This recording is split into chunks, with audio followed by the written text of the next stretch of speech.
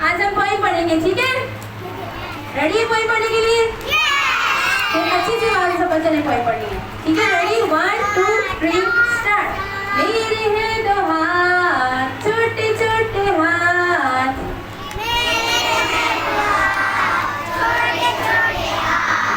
मेरे हैं दो हाथ, छोटे छोटे हाथ।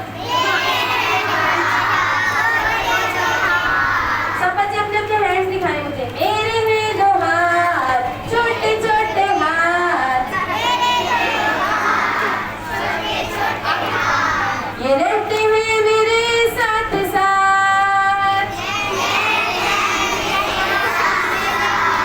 शाबाश, जोर से पढ़े अब।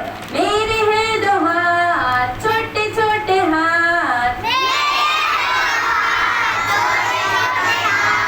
ये रहते हैं मेरे साथ साथ। आओ ये दुआ करें,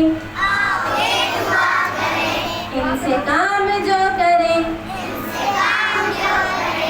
अच्छे काम हो और अच्छा हो अंजाम। आमीन।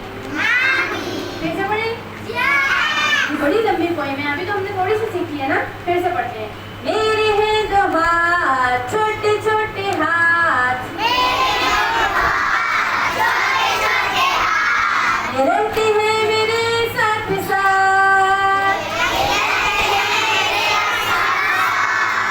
दोबारा से